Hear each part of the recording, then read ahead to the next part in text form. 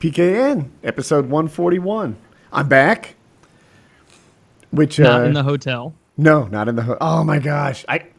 Let's circle back to that. I had a first No, time. not hotel, motel. You didn't get a hotel. No, I didn't. We're motel people now. I don't care much for motel folk. I always spring the extra, I don't know. Honestly, it's in like the hundreds of cents to go from motel to hotel for the night, and so I don't even consider it. Like when I see stuff on the side of the road that says something motel, it doesn't even register in my brain as an option. It doesn't until I see like a Marriott or at least something I recognize, where I know I'm not, one drunk driver away from being careened into. You never stay at like Maybell's Inn and Court. This was Vintage Inn. No, That's what it was called. In the car. Vintage Inn in I think Lake Wales. And I have a feeling that everyone else staying there was train folk. That's my theory. Or bus folk. They're bus folk in there. Train folk and motel folk are one and the same. They are tight. Chiz says train folk are high end and that we are mislabeling them. It's bus folk that we're thinking of.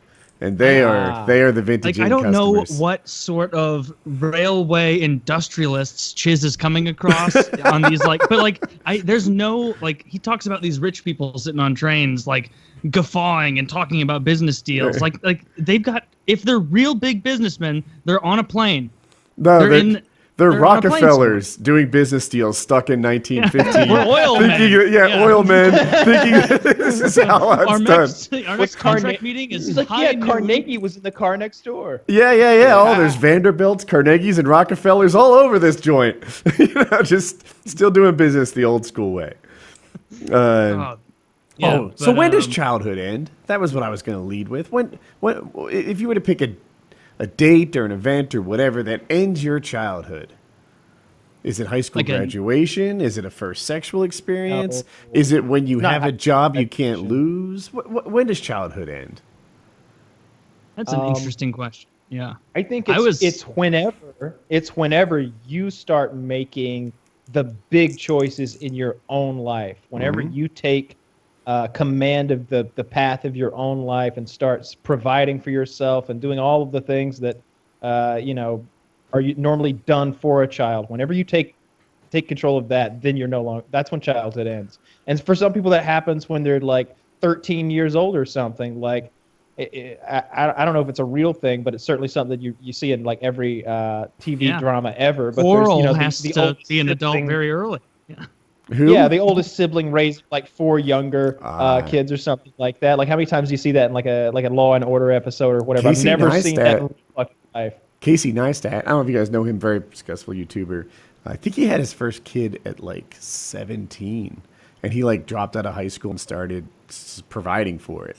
So it's not a year, right? It's I don't know. I guess I was thinking to myself, one of the candidate dates is when you're not in high school anymore. Because as a college kid, a child, are they in their childhood? It's something else. No. Yeah, that almost feels like a different term. I was almost thinking childhood, like thinking of actual children. It's 18 or like less. If you get to the age, I was thinking childhood ends. I was thinking of childhood as like that time where you don't even have the capacity to give a fuck what like adults and people care about around you, and like so up to like, I don't know, even that depends on the age, but let's say up to like 9 or maybe 10 before you like start having that internal monologue of like, what are all the girls going to think if I do this? Or, oh man, she's really cute. I have to change my behavior. Whereas just like 8 months before that, you're like, what are you going to do? I'm going to pretend to be a dragon in public. I don't give a fuck. Leave it to like the gold medal winner of the puberty event to say childhood ends at 10.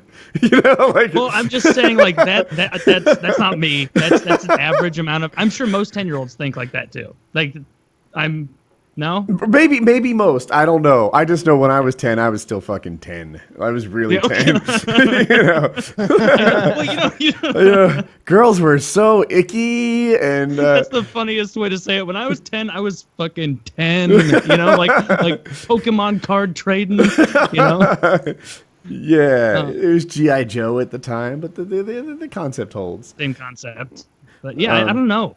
Because I liked your barometer of like the first time. I think it's the first time you're on your own and you have control over your own kind of cycles and everyday habits. Because even up to like 18, I doubt that Hope was like, all right, I'm heading out for my own dinner. I'm going to do my own thing. I'm going to do all this. It was like, hey, you're going to come home and then I at least have control over your diet somewhat. So you're not just eating, you know, vanilla milkshakes all day. Mm-hmm. Like, I think like that childhood ending is going to be next year when she has control of all those daily operations. So if she wants to eat nothing but, you know, vanilla ice cream all day, she can. And then that'll be a valuable learning experience. I ate far too many cheese and chicken quesadillas in the area near my dorm my freshman year because I realized they were so cheap on this fucking point system, which is basically like, hey, pay this huge amount of money for a ton of meal plans. And they're like, well, this food costs fucking nothing to make because it's not high quality. So here, have 1 billion points. You're never going to make your money back, idiot. So then you go in and I'd be like, all right, give me 10 quesadillas. And I went through like a couple weeks where that was my primary sustenance. And it was like every bowel movement was an emergency. It was horrible. and you learn, and that was me grasping the reins of adulthood, and then realizing like, hey, you know what, Taylor, maybe all those people talking about nutrition weren't just trying to be down on your food choices. It's funny. In my freshman year, it wasn't eating poorly because I was an athlete, so. Like, you know, the fuel I put into myself, I would consider myself too good for anything with bubbles in it, right? Like that kind of shit just doesn't make it in this temple. However, taking care of my own medical needs, like I would have strep throat and just assume that would like take care of itself. And I was really poor there. I could hardly swallow or breathe. And it was like, right. Mom doesn't make these decisions for me and Woody makes them poorly. So. Yeah, it was me. I think that's a good line. Is that what you think, Kyle? I don't think it's a particular age or anything like that. Because you know, what about those child soldiers? Their fucking childhood ends at like 8 or something when they get that 8K and they blow their mom and dad away in that hut. It's over. Yes. There's no getting that back. So you can't be like, oh yeah, it always ends at 15 or 13 or 12. It's whenever shit changes and you start being your own person and making your own decisions, like you said. Like, then there's you know, day-to-day decisions like, am I going to eat breakfast today? You know, there was a long time when like every night at 8, like a lady was just going to make you wash your fucking face, you know, and then all of a sudden she ain't around no more, and you're like, you look at that washcloth and just throw it in the fucking trash can, like, fuck you, no more, and, you know, and. That's when you're not a child anymore, when you throw the proverbial washcloth in the trash. And grow your pimples like a man. Whatever. You know, you get yourself a loofah. No, you get yourself a loofah and a skincare regimen like a man. Okay. I never understood the value of a washcloth or like I've never really That's used a white thing. Them. A white thing? Yeah. That we don't use them? It's my understanding that black people think we are disgusting for applying the soap directly to our body. And that someone else uses that soap after you, and you're sharing a level of intimacy that you just prefer not to think about. Whereas if you had a washcloth, then there would be some sort of transfer there and maybe a new washcloth. It's been so long since I've just got into a shower and there was a bar of Ivory soap sitting there that I assumed many people were sharing. Like, there's always product. There's always shampoos and shit. Like, I know nobody's using my stuff because, like, if I'm sharing a shower with someone, there's going to be my stuff there and then her stuff there or whatever. Like, it's going to be pumps. It'll be easy to figure it out too, because Taylor's bar of the soap is the one with the 5 o'clock shadow.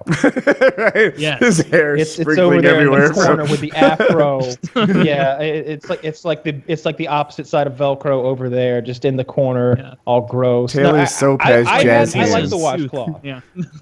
I like the washcloth or something. You need something, but not necessarily between you and the soap, but to supplement the cleaning process. So sometimes that's a washcloth. Like if it's just a normal day and I haven't like gotten filthy, like a bar of soap and me scrubbing will probably get it done. But like if I've been like riding off road on an ATV and like mud has been sprayed onto my body, like there's some scrubbing that needs to be done. So a washcloth would be great. But I've got one of those girly loofah things that's like pink and floofy.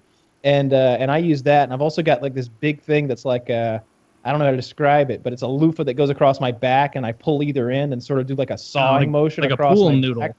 Yeah, like a kind of, but it's like a big long washcloth with like handles on either end that you pull back and forth like an old timey saw, and I use that on my back to exfoliate back there. Every time I go into tell me if you get the same thought process, because every time I like go to someone's house and I take a shower in their house, or it doesn't matter, and I see like supplementary shower equipment, like if me and Kyle got dirty shooting and I was like, hey, use this shower, and I got in there and I saw your jazzercise bands that you use to fucking scrub your back. Like I always, or like loofahs or weird shaped things. I always wonder, like, how fucking dirty is this person that they need really? all of this stuff to scour themselves? Yeah, no, I'm the opposite. I think every time we talk about like hygiene and cleaning, Kyle just gets cleaner. Right? He's just there's more equipment, there's more gels and soaps and what I imagine right now if I walked into that room, it would smell slightly of lavender. Like he just has a thing. There's flowers right over here. Yeah, it smells very nice in here. You start sneezing right away. I had an allergy test and it said I wasn't allergic to anything. But God. Yeah, right? That's a bad test. Ask them if they've tested for 1-800-Flowers bouquets. I think they put perfume on those flowers. So there's another thing it could have been. Because they were really fragrant. Yeah. And my wife, I'm like, let's decorate the porch with the flowers. I think they look nice there. And she's like, no, you're not allergic to these. Right? It's like, this one doesn't bother you. And it's like, woman, like I haven't stopped coughing and sneezing since they entered the home, like 2 months ago. I don't want to mess around. Don't fuss with the recipe. So yeah. Yeah, I like to get clean though, and I feel like when you're in the shower, you might as well like do a good job. Like you're gonna be in there, like don't just get wet. So when I come out of there, like I'm all red, like my skin is red from the hot water, and it hurts a little. And then there's like 5 minutes of moisturization where I'm getting that cocoa butter really worked in. And I'm just softer and smoother everywhere than normal people. I'm the worst at remembering to moisturize or anything because I take, like you do, extremely hot showers to the point that you get out and your skin's red but it feels so good. While you're in there the whole month, I like taking long showers, and it dries your skin out badly, as I'm sure you know with your skin regimen. And I like once every 4 months. There will just come a cracking point, basically, where I'm just like, all right, we're going to get some fucking Jergens or some sort of long-lasting thing, and then I do that for like a week after showers, and then it repeats. Yeah, I'm like halfway through the cycle currently. I use like this cocoa butter lotion that's totally meant for black people. Just elbows, just everywhere, really. Like I like to really get it working everywhere and just be nice and moisturized. And I just have a nice glow about me throughout the day. I'm real happy with it. I don't lotion almost ever, but I also, if Taylor's right, I don't take showers that hot either. My showers are cold enough that when I do shower with Jackie, not like we do it every day, but she's unhappy with the temperature. She's just like, that's how it is freezing in here. Yeah, that's when you know you actually do take really hot showers, is when you shower with someone else and like you do the whole, all right, ready, switch, and then you do the switch into the water, and they're just like, oh fuck. It's like, no, it feels good. It feels, oh no, writhing. It's like, well, gonna give it 30 seconds because it's not a great heater. It's gonna take a second. Like, when I set the temperature in a shower, I pull they're all different, of course, and if you've stayed in enough hotels, some of them are just annoyingly different. They just made it more complicated than it ever should be. But I turn it all the way to hot as we can make things, and then I back off just the tiniest increment that's even possible, and I touch it. And if that's it, then that's it. But I'll back off tiny increments until I can take it, and that's where I want my shower. When I get out, like one of the things that I try to time things so they're most done in the most efficient way possible or the easiest way possible, because I'm lazy like that. So if I know I'm going to be clipping my nails, then you definitely want a hot shower, because when you get out, your nails are all bendy and supple, and when you clip them, they don't break off into like shards and with jagged edges and stuff. Wow, I don't think I've ever melted my nails in the shower. Yeah, when you get out, your nails should be so soft that when you clip them, they don't even make a noise. They just go slip. I know exactly what you mean. Yeah. No, my nails should be more like clipping a dog's nails, where like and then they shoot somewhere. Yeah, right. So Colin turned 14 today. Holy smokes, that is a big number. Like his father, never shaved, doesn't need to. There's no hint that maybe he should shave, or that there's really no evidence of puberty yet. I'm exaggerating a little, but well, that is a specter that comes quickly. So be wary of the hairy specter, because it just be one month. You're just like, man, I'm starting to get a little hairy, and then another month, and then you're a man grown, and then you are a man grown. Yeah, and it's time to go into the fighting pits. I hear you, and I believe that's how it went for you. Not for me. No. There were just hints of hair, like parts of my shin would have hair, not parts of the other head. I remember Kyle at one point, I described the two patches of crabgrass above my junk, and Kyle's like, what he's describing a stage of puberty that I don't even remember. Yeah, well, you didn't do puberty in slow motion. Each one of these phases. Yeah, puberty like the wolf man, and those like stop frame, like stop the camera, put a little more fur on it. Like yeah. Oh, piece by piece, I waited months, maybe a year, for the crabgrass above my dick to finally bridge that gap and become like a man's. What most people do with sideburns. They're hoping their sideburns connect to their beard. And you're like, I just hope my pubic hair connects. Yep. That is such a Danny DeVito dick. It's just like the two tufts right there. Oh, exactly. That's horrible. Yeah. But it happens to. That was a weird thing in 8th and 9th grade, even at the time, because over the course of 3 months at that age, someone could change completely. You know what I mean? Like a girl could go from totally ugly to be like, oh, she's climbing up these attractiveness rankings. She's going to be a popular kid in no time. These tits are growing. Next Tuesday, she's going to be in. That kind of progression. That was such a weird time. No wonder everybody was so insecure. Everybody's growing so quickly next to each other. Growing quickly, did you? Everybody's growing at different rates because everyone, whatever. Yeah. It's pretty good PKN good so for far. Colin. Yeah, 14 years old. It just, something about that number seems really big to me. I don't know. 13 and under just seems so kiddie. 13's a teenager, but I don't know. It's not like the other teen years. 14 is dude, well, I mean, scores posted, he's in his teens. They just. I remember thinking that exact same thing in 8th grade, when I turned 14 or 9th, whenever you turn 14. Right. And I was like, oh, I'm in. People could have said before, you're only 13. And I was like, no, now I'm actually a teenager now. I'm a year in, motherfucker. I don't know why in my head I was like, yeah, this is the big day. Yeah, it does seem like somehow 13. Of course, it depends on the kids, because I remember with Hope, we would sometimes call her 12 teen, and it was really pretty appropriate. At 12 years old, she was that. I love that. That was the heart. I don't know what's funny about. This reminds me of the Louis C.K. joke. I don't know. He's all right. So he's talking about he was I might have the genesis of the whole thing wrong, but basically he's listening to the news and he's hearing people talk about the 9/11 deniers, and it starts going through his head over and over, and he's like, what if they were the 9/11 deniers? Not people who denied 9/11 or thought it was a conspiracy or anything, but 9 individuals who denied that there even was a number 11. And he gives him the black accent. He's like, we are the 9/11 deniers. We don't believe in that shit. What happened to 12 teen? Or whatever he says. Something or 11 teen. Yeah, that's what it was. Yeah, it's fucking hilarious. Anyway, I hope at 12, that was the year that I found her most difficult to get along with. That was the year that she was just in full teen kind of pushback, growing away, needing full rebellion. Full rebellion, yeah.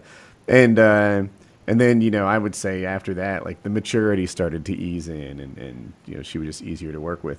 But Colin at 12 was just a kid. Anyway, kids.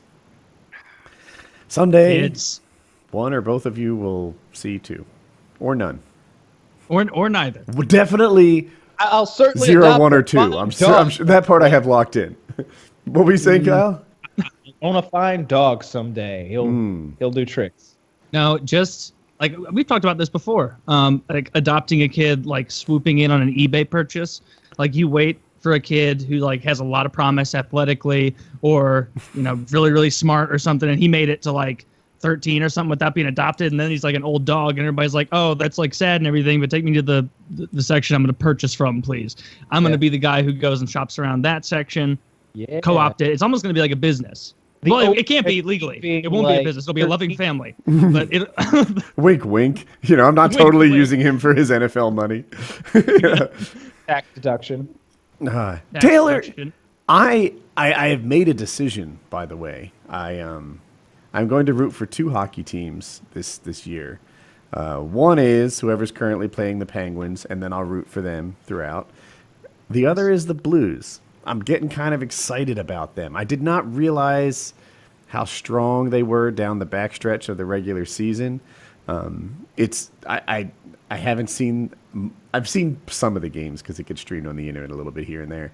But when the Canes won, I was watching these players like take block after block after block, and there's a certain like attitude of like trying to win that wins. Yeah.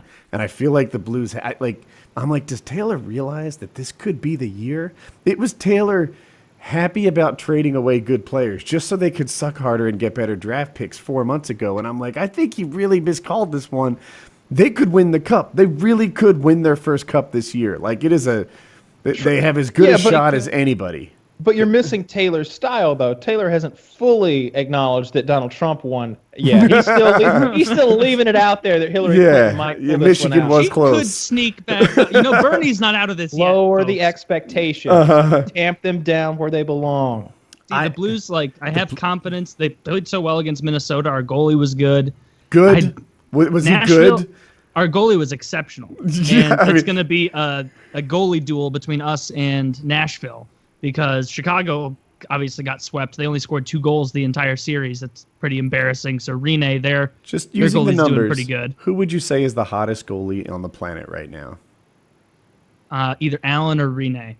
So either one of those goalies can say. I think technically Rene's stats in the first round were a little bit higher than Allen's, like as far as save percentage. But Allen had to play 5 games and Rene only had to play 4. So who knows? But I feel good about the Blues. But being like, do I know this could be the year? This could be the one? Like, if you've already set foot on that slope, you've slipped down it. Like, the Blues' slippery slope of success is like you get psyched for this, and then they do something else and shit the bed. Every single Blues season is like a M. Night Shyamalan movie. There's a difference, Taylor. I'm on your bandwagon this time. I know. And that is a good thing because my shit occasionally wins. I'm telling you. That's true. I've watched the Flyers win several times. I've watched the Canes win. I've had luck here and there personally. We can do this. I should bandwagon the Penguins. Oh yeah! That would be so great if you could help me out there a little bit. Just root for the Penguins and end their season. That would be wonderful. To do that. If the Penguins beat the Caps again, I'm going to be so disappointed. Like, it's getting ridiculous. The Caps getting beat by the Penguins every single time. Ovechkin needs to show babyface who the real best player in the league is. Yeah, they just need to hope that Crosby gets injured, or that's something. Or Crosby isn't even their best player right now as far as stats go. Malkin is playing like he's out of his mind right now. He has like 8 points in 5 games or something, 4 games. Seems like every couple of seasons that question gets brought up again. Like, you know what? Hey, Malkin's better than Crosby this year. Like, this is not the first time. Yeah, he's not actually the better player by many metrics, but he is it's annoying that the Penguins have Crosby and then their second line center who is Malkin is also better than pretty much every center in the league other than Crosby. And maybe a handful, maybe 4 other ones in there, maybe. But he's great. I wish we had someone like him. But I don't know. We got Stastny back, our good center. So we won that. You might win that up quick. You might win a face-off now and then. Now we'll win face-offs every so often. So I don't know. I'm excited about it. So tomorrow night's the first game between the Blues and Preds, and I get nervous even though, it doesn't affect me at all. Like when they do win eventually, whether it's now or when I'm 98, I won't make it to 98, but when I'm 60, still be fun. But I don't know. I have such a hard time having faith in him. But we got a new coach, and that's what I'm holding on to. Mike Yao. He is the best coach in the world at making the Minnesota Wild fail because he lost in the first round for 4 straight years as the head coach of the Minnesota Wild. First year as the coach of the St. Louis Blues, plays the Minnesota Wild in the first round and humiliates them, and they get booted out again. So at his hands, they've lost like 6 years in a row in the first round. They can't be happy with Mr. That's Yao. great. So hey, I just got back. I'm thinking about, like, I haven't edited my footage yet. I took some videos, but if they're gonna call it like adult summer camp or paramotor summer camp, because that's effectively what I did. I went to summer camp for Paraholics, and it was my like personal version of an ideal vacation. I was really excited about it. They were talking me through acrobatic moves and thermaling and all sorts of really cool stuff. So I don't know. Thermaling? What was that? So looking for critters on the ground. I just want to, just so you know, I thought this might be a paraholic. Is someone who that's a real thing. They enjoy exploring cemeteries and graveyards and looking at and seeking out paranormal activities and phenomenon. Yeah, that's already taken. I'm unfortunately, a different kind of paraholic. Anyway, so thermaling. I'll try not to get. I know people don't. I was going to segue this into fitness talk, but what I did is, first thing you need to know: the sun doesn't heat the air. Seems weird. Sun heats the ground. Ground heats the air. So now you have hot air at the bottom that wants to rise. And thermaling is when you find this hot air using indicators like birds using that thermal already, or maybe you can just visually look and say, aha, that's a black asphalt parking lot. It's probably really hot. There should be some air rising. Stuff like that. There's a handful of indicators you might use. I turned my motor on. We flew at like 12:30 p.m., like after lunch. And I went up to about 300 feet, turned the motor off, and then just found rising air to get to 2,600 feet. And then I lost it and went down, found some more rising air, got back up to 2,600 feet. And then I realized a strap was fucked up and I should have checked my pre-flight more carefully. So I flew back home before I died. But it was really neat just to fly around like for a while. I don't know, 40 minutes with the motor off, finding rising air. What's the level of noise like up there with the motor off? It's quiet. There's a little wind. I took off. I wear like hearing protection. It's attached to my helmet. You take one off, and it sounds like Jedi bullshit or something, but you can kind of feel the air, whether it's going up or down around you. Like it's more sensitive than the rest of your body. So like just sort of using one ear, I'm like detecting whether the air is coming up or down, whether it's your ear's wet and sweaty because you took the muff off. That could be. I think it's just pressure sensitive or something. I don't know. But most people who do this have a Vario, and it makes high-pitched beeps as you're going up and low-pitched beeps as you're going down, and that's the hint. But I didn't have a Vario, so I just used, like, spidey senses. Sounds like a very panicky way to control your elevation. No matter what happens, it's beep, beep, beep, beep, beep, beep, beep, beep. Yeah, that's what it sounds like. Beep, beep, beep, beep, beep. Beep, beep, beep, beep, beep, beep, beep, beep, when things are going well, and boop, boop, boop, boop, boop. Like, people turn it off. It's so, because they're looking for lift. And that boop, boop, boop, boop means, like, you're failing. It's just like, fail. And they're like, fuck you. Like, I'm coming in for a landing. I don't want to hear your bullshit. But anyway, I was at Paramotor Summer Camp, which, like, in my opinion, passed for exercise over the last 10 days. And now that I'm home, I have to figure something out. I kind of thought I was going to jump on the kettlebell thing, but here's my approach towards home fitness, and you guys can be happy to weigh in. The best exercise equipment is the one you use, right? So, if you look at there's like the exercise bikes that have your hands in it too. Yeah, I've seen those. Yeah. That's a pretty good whole body workout. But if you don't use it, it's pretty terrible as a whole body workout. You might do better off with a kettlebell. And I'm thinking to myself, like, what do I want to do? What would give me the results I'm looking to achieve? I think I might just run. I think that might be, like, in terms of like what I want to change about my body, I think running might be the best way to go. Maybe I'll just start with running if it gets hot. Well, that's a good way to do it. Like you see kind of what you want to do, and maybe running's that. Like this I like this kettlebell thing because I'm trying to lose fat and also kind of tone more. But if I was trying to get like bulky, obviously I'd have to get like a whole different setup and do just, less reps, more weight. But I like how this is more cardio. And at the end of the day, I fucking hate running. Like I hate it. And I can't stress, I'm gonna say it a third time, I hate running. Yeah, I would have lasted till season 2 of Walking Dead and said, fuck it, enough. Enough great. With this. I'm checking out. Too much cardio. But this, like, you get that when you do some of these like swing exercises, you're getting like that lung burn and you're breathing heavy and you're sweating real hard. And so you're getting some cardio work, but at the same time, you're not running. So I don't know. I'm liking it so far, and I am using it a lot. And so it fits that criteria of the best ones are the ones you use. Because you can, like, if I had as much space as you guys had, I'd love to get like a setup like Kyle has. You sent me some pictures of all the stuff you've got, and that'd be great. But like, I'm sure it's hard to make yourself go down there and use that stuff sometimes. Often. I'm already down here, so like that's where I am now. I'm downstairs now, so I like it. I like having all the workout equipment in one end of the house, and like having an actual gym. Because like once I go in there, it's hard to like get distracted and like pick up a cell phone or like play with a video game or do anything else. Because like everything that's in that room makes you work out. Like there's like heavy bags and there's nothing in there that's like a pleasure thing that you just sit down and play with. Everything in there's to be hit or lifted or pressed or something. So do you have like a TV that you watch or something that you do while you do it, or you just music? I listen. Yeah, I put books or audiobooks or the news, something like that I can kind of zone out and just kind of focus on that. What's and not focus on how awful what I'm doing. Is it conservative talk radio? No, okay. It's like 4 or 5 different XM channels. It's CNN, Fox News, POTUS. I listen to Patriot some, and that is conservative, but it's like a mix of like all the conservative guys. So I tune in when the not so out. I listen to Rush every now and then just because he's entertaining. Like Rush Limbaugh's fucking entertaining.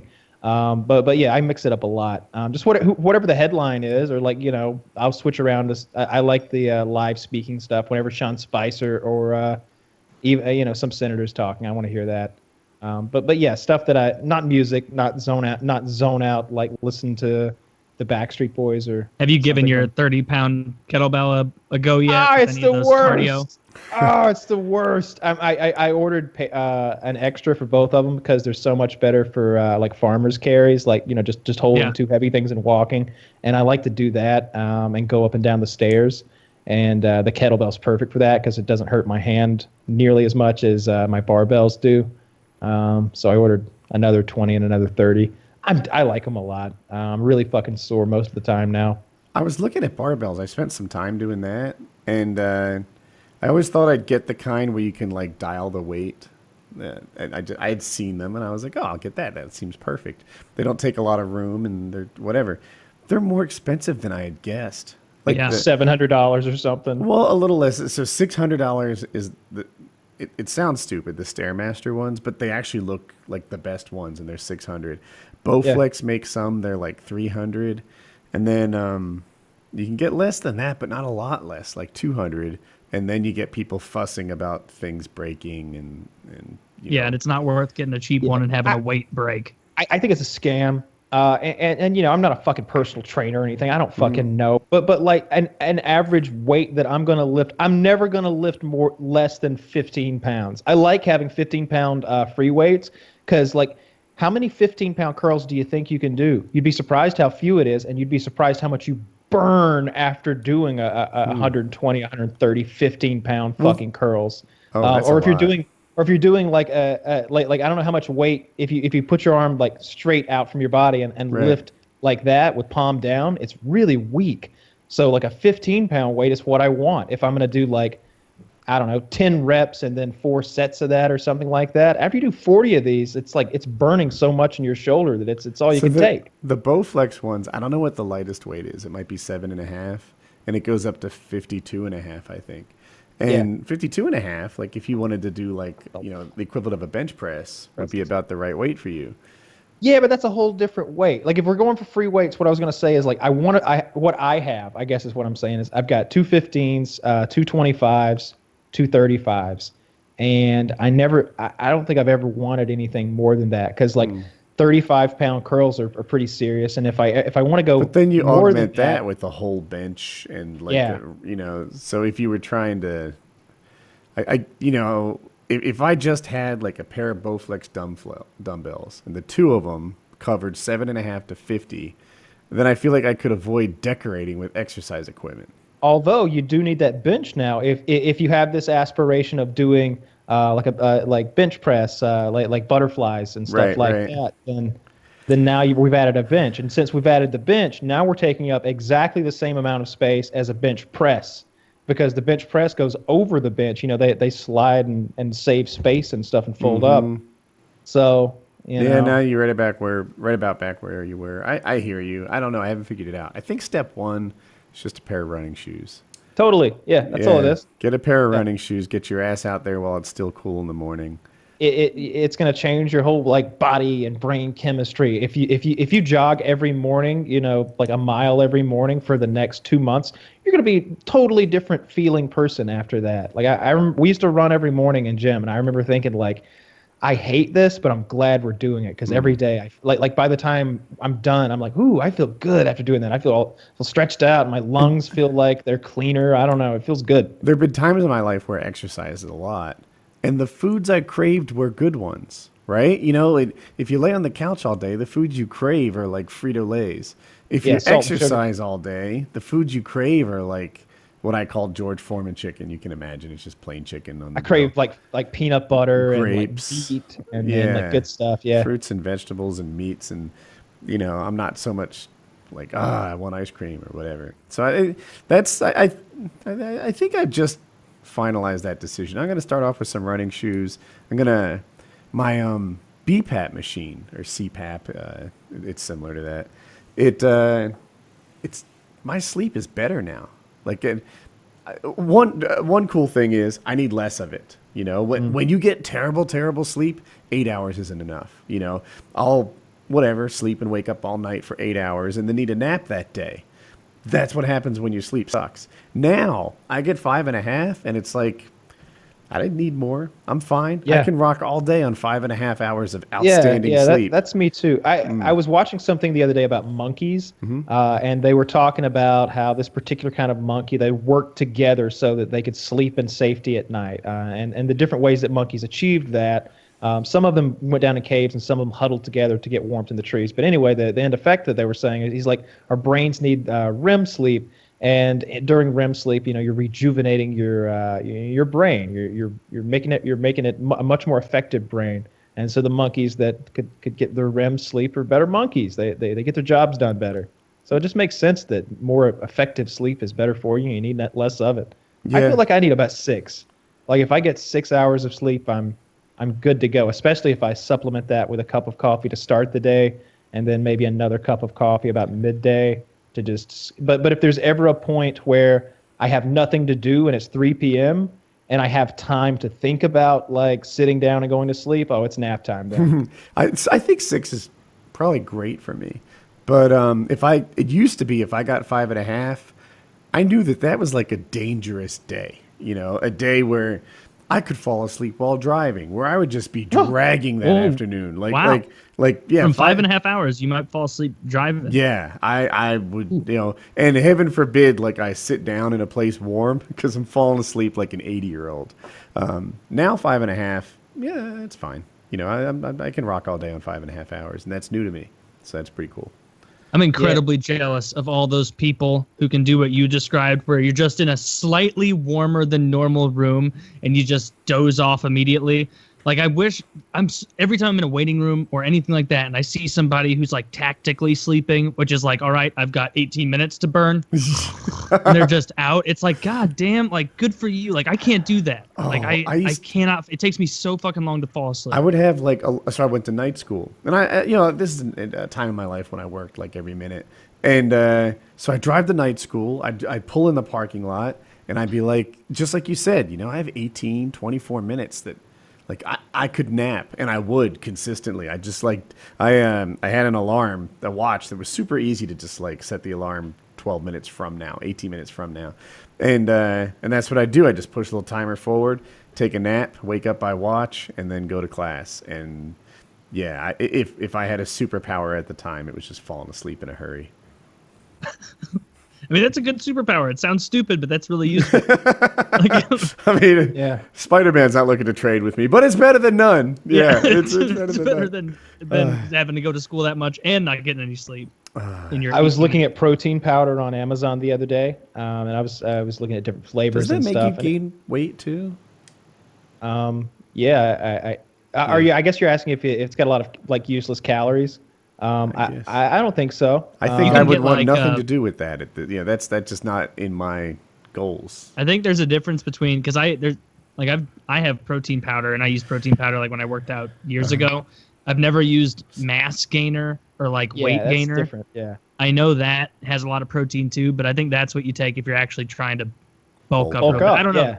I don't know. I did like no research. You did research into the protein powder because I basically just clicked on the one with the best reviews and because it's all protein. Yeah, exactly.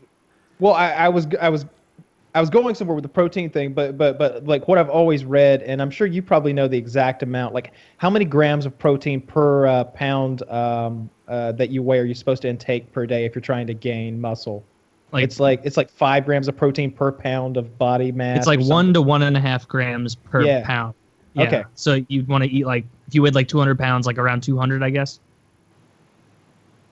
Yeah. Were you going somewhere with that? Well, I was just gonna say that to Woody. Like he was saying, like, well, I don't need any extra protein, but I was just saying that like they say that you need a bunch. It seems like whenever I'm trying to work out, it's like I'm always trying to like get more in. It's like it's a chore to eat as much as is like recommended. But when I was looking for the protein powder, I found cricket protein powder. They grind up crickets. Oh. What? And it's I literally thought it had to do with the Always Sunny character.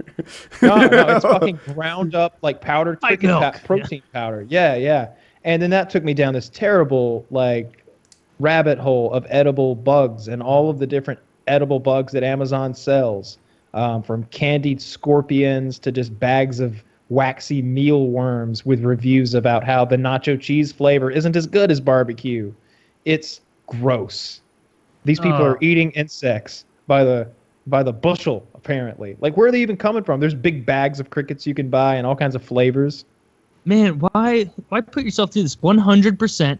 Here, I'll link it. 100% cricket powder. You'll have to tell me if this is what you saw, Kyle. It's in this bag. It's not even in like a tub, like the other. I can't read it. That's it. It just says whey protein on the one I bought.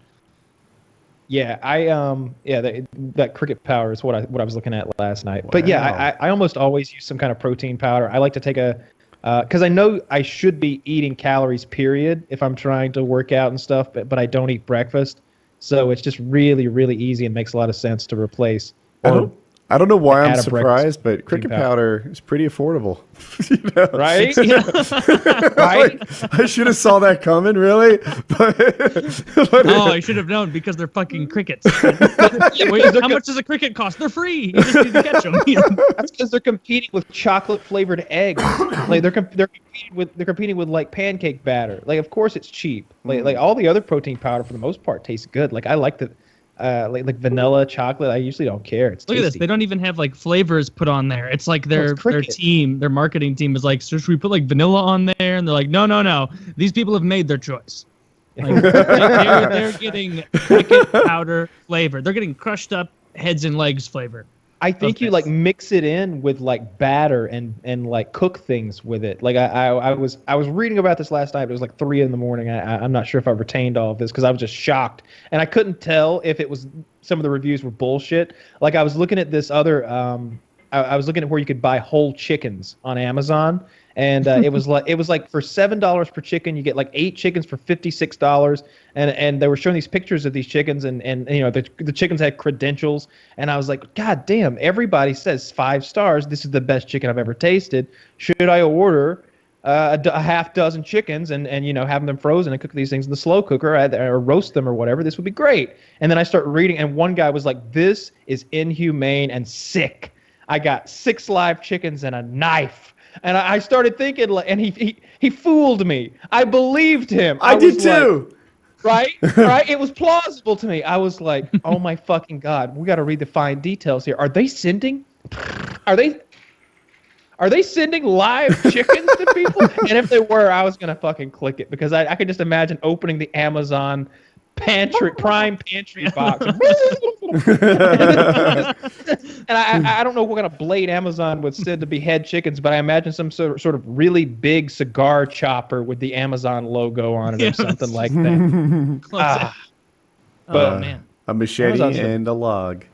If they don't sell live chickens somewhere, it's only a matter of time. And 4 or 5 good whacks.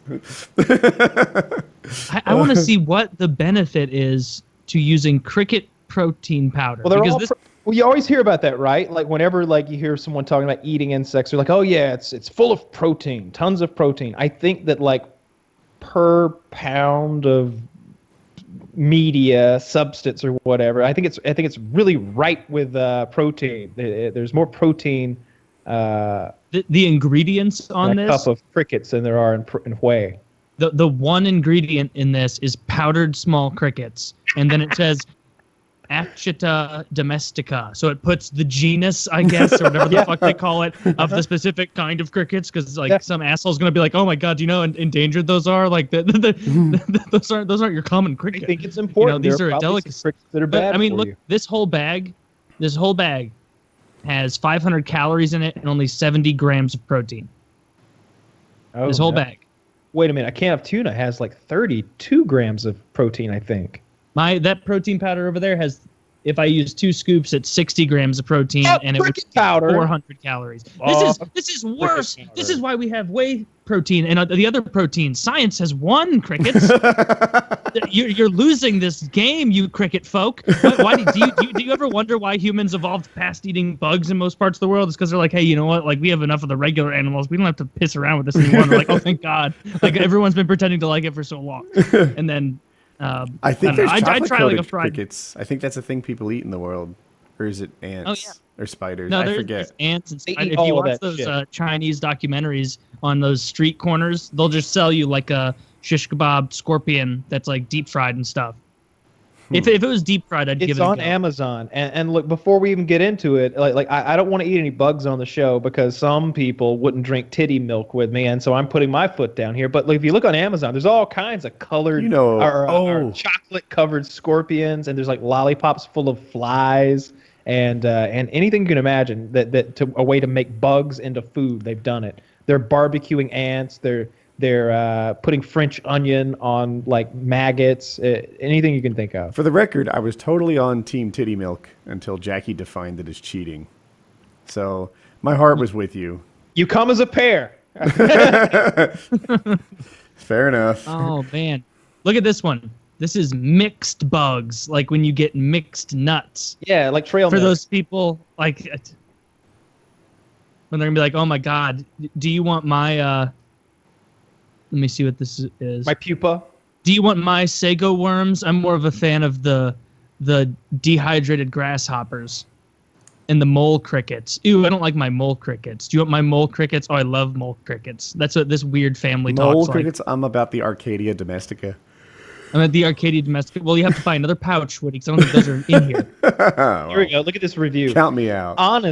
Honestly, I think the preparation method for these is what ruins it. They are pretty much flavorless. And since the products are boiled and then dehydrated, all you are left with is the exoskeleton. So imagine eating nothing but egg shells or crab shells, just smaller and easier to crush. And this is basically what you have. I don't think I had a single unbroken bug in the entire bag. 1 star. I think we should choose an item and we can all leave terrible, weird reviews. I don't know. I'm just looking at this one, and they're not that bad. I bought these for my kids, and they liked them. Really? Yeah, this guy's like, my kid loves bugs. These 1-star reviews are pretty good. 1 star, bag of powder. Could be anything. 0 stars, dust. Every single bug was crushed beyond recognition. Complete dust. A bit disappointing. Maybe you could put it into smoothies, but that wasn't the point. So unless you think the packaging is all that you want, you can skip this. 1 star. Tastes like ass. 1 star. Amazing if you like eating dirt. That's great. Yuck. I have tried many exotic foods, insects, plants, animals, and this was by far the absolute worst. I had to spit it out of the mouthful. That's what it said. I had to spit out the. Okay, I misread it. I'm the retard. Don't buy it. I like this particular Bug Gourmet. Awful. I thought it would be like eating other chapulines. Chapinines. Not even salty. Horrible aftertaste. Not even salty. I know my bug seasonings, and you have this your Mark company. Yeah. You know. I stumbled upon this. I stumbled upon the scorpions in a related search. I had already looked at the ground up fucking crickets, but then I was like looking for candy later because I worked out and I felt like I deserved some candy, and and I found the candied scorpion. Who's ordering this? That's pretty cool. A dessert I mean, I would scorpion. never, ever order it. It's so covered with chocolate. Is there a scorpion in the middle? There's a scorpion in the Oh, middle. yeah. Ingredients. The number one ingredient is scorpion. The second ingredient is sugar. Scorpion. Would you want it to be anything else? No. Maybe salt. Yeah. You wouldn't want it to be like spiders No. or something like that. Like, Right? if the number one ingredient is scorpions, you're really hoping and praying that the ingredient number 2 is salt or sugar. Yep. No, it's, But if it's also full of bees. Yeah. What's your number 2 ingredient? Scorpion. You know, like the old timey days where they'd be like, a feast. What shall we have? Well, we will slay a cow, and inside it stuff 4 lambs, inside of which there will be 2 goose, inside of which there will be 1 Cornish game hen, inside of which there will be a salamander fried, and then a tomato with an egg in it, or something like just something weird. And they're like, all right, and then just boil it for 3 days, and the whole town feasts. Like. That the bug version of that is what you were just describing, Kyle. Of like you got this one it's a scorpion with bees on the inside with ants in that. I got quite a bit into research. Research actually makes it sound like I was learning things. I wasn't, but I was watching people cook in medieval ways on YouTube, and there is something oddly satisfying and interesting about it, like the old meat pies. And how, it's very, I don't know, it sounds stupid, but it is very Game of Thronesy. Coincidentally, I've been watching on YouTube a guy who specializes, his whole channel is swords and sword fighting. All he does is talk about the different kinds of historical swords, how they did and would hypothetically stack up in real life. And then he talks about the kinds of steel and the way the blades are made and how they're sharpened and what kind of sheaths they were kept in. And he reads these 17th, 18th, and 19th century historical documents. And he talks from swordsmiths and swordsmen and sword fighting schools. And if that weren't enough, he also is a sword fighter. He gets in it's a bit like the kendo protective gear, but it's even more hardcore because they're using sabers and stuff. And they have like sword fights with all kinds of historical swords. I've been watching that guy a lot.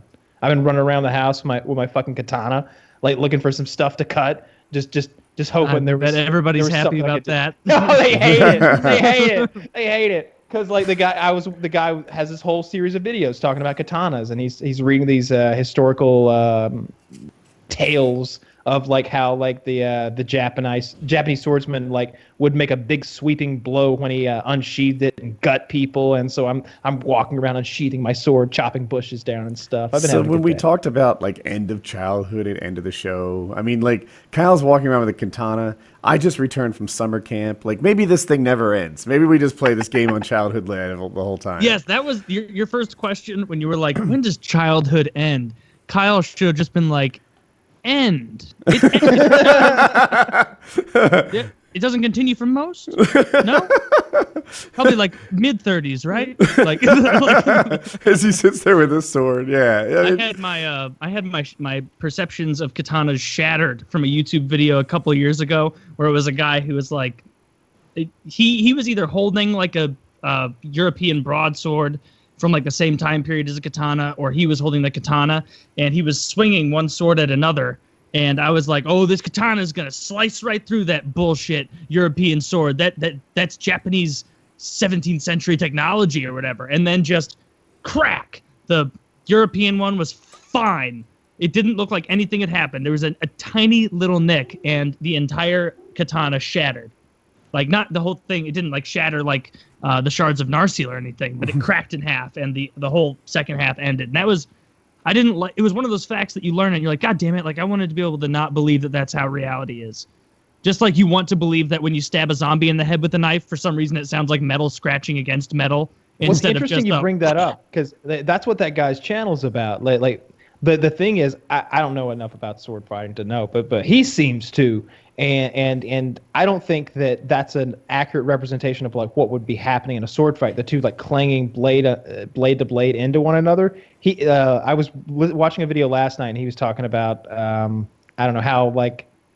I don't know, with the broadsword versus the katana, like both, he's like, yeah, the broadsword guy could just walk in and do this. Of course, the katana guy does this, and you both die. And he talks about, and then I watched a whole video where he talks about the difference between when there's fear of death and injury and the hypothetical bullshit that like everybody else thinks is real. He's like, because they did some scenario where like one man with a spear kills like 8 men with swords if they have to come through a doorway to get him. And he's like, but why would they keep coming through the doorway? They wouldn't. Because they wouldn't want to die. Because the guy in front of them just died. They'd take a step back and they would wait, because that's what would happen. Really. And he goes through all these different scenarios of how sword fights would go down and how each blade like has advantages and disadvantages. It's really fun to watch. That is he interesting. seems super hyped about it. Yeah. What's it called again? I'll find it and link you. It's on my other computer and like the related, the recent results and stuff. I don't have it here, and I couldn't call it off the top of my head. Yeah, I bet sword fights would be so different if we saw like a bird's eye view of what an actual medieval or ancient sword battle, like a big scale one, looked like. That'd be so cool. Like, I wonder what would be happening there. Like, I'm sure that expert guy knows a lot of it, but there's definitely shit that we don't know they used to do. Like, or maybe these historians are just keeping their facts under wraps. So like when people start to like think that their job's bullshit, and they're like, oh, actually I got this other thing about Mesopotamian daggers that I learned. So here you go. Or like, because most of what I know, like from school and movies, just doesn't seem possible, right? Like when there's 100,000 people, or 100,000 versus 70,000, right? It's like 170,000 people engaged in hand-to-hand combat. What does that really look like? Are there like 200 at the front fighting and like barbecues in the back? Like, are there cookouts? Are there women there like cheering? Like what does it really look like? 100,000, 150,000 people in hand-to-hand combat. The lines would be like would be so big that it wouldn't be like, all right, I'm gonna go check on our left flank real quick, and then I'm gonna take 2 minutes, zoot on over to the right flank and check. It'd be like you'd be going huge distances to get across to different areas of the battlefield. Are people intentionally? Because if the front line is really well defined, right? It seems like you could just kind of like constantly sort of be 5 people from the front and stay alive forever. No, that would that wouldn't work. Those battles work. Like, it doesn't actually stay like one-on-one like a big blob. Like as it rages, like units and shit are doing stuff, and like all the lower generals are ordering shit, and so like at the end of a battle, it's not even like the last contingents are like fighting off. It's like there's tons of small battles all over the place from where like the whole battlefield has gotten destroyed. So maybe you'll be in one area of the battlefield being like, we're kicking ass, yeah, and then half or a quarter mile, third of a mile to your east or whatever, your guys are just getting their shit pushed in. And so like, I think we'd have a better eye on it. It depends on which battle. I think we should just pick a battle and like figure out what happened there, because you can't just talk in generalities. Like every battle would be different. But if you look at like individual ones, and there's historical representations. There's drawings. There's paintings. There's tales of how it all went down. Written by the winners. Not always. Sometimes there's you get it from both sides, and you get it from third party people that were also there.